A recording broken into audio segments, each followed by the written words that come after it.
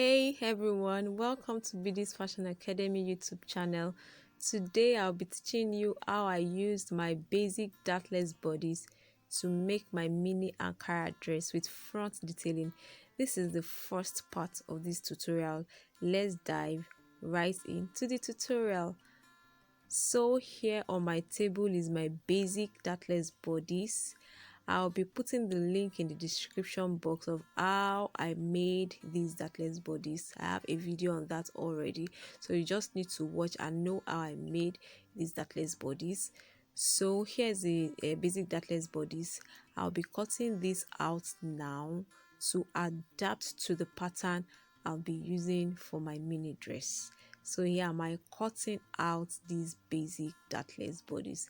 Remember to give this video a thumbs up, click the like button below, and please make nice comments in the comment section. So here is my center front and my center back patterns.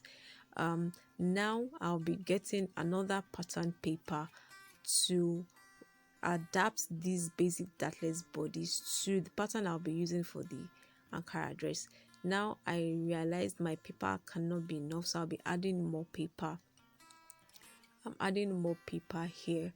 So in case you have any questions, you could just ask questions in the comment section. I'll be here to answer all your questions. Okay, so I think my paper should be enough now. After securing the paper, I'll be placing my pattern, my basic dartless upper bodice pattern on the paper now, and I'll be adapting. Now what I'm about doing is just to because the Ankara dress is actually a shift dress, it's not too fitted. I'll be adding my shift allowance of 1 inch. The shift allowance depends on your preference, depends on what you want or what your client wants. I'm okay with 1 inch shift allowance. You could want more, you could want less, it depends solely on you. So I've made all my markings on the bust line, on the waistline, and on the M line. So I'm using my armhole curve to connect. Can you see that? I'm just used to doing this with my armhole curve. You could use anything you feel comfortable with.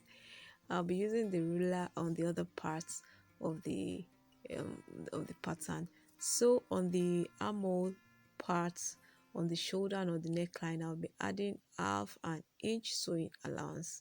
I was actually supposed to add my sewing allowance also to the sides. Remember, I just added only the shift allowance, but right here on the table I actually forgot.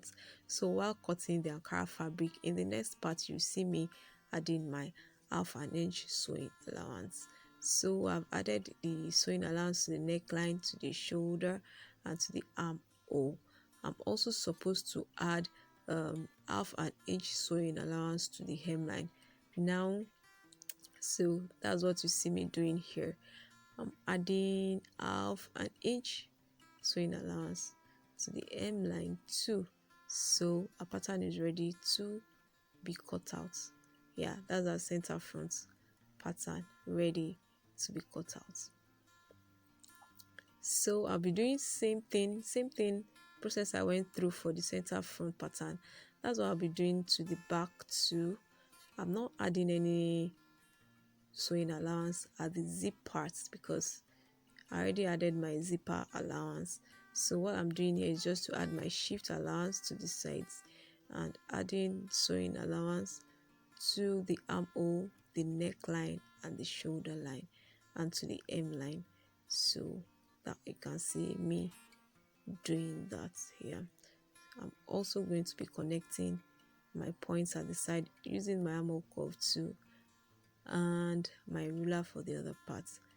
Then you see me connecting the points on the armhole. I'll also be adding on the shoulder line and on the neckline.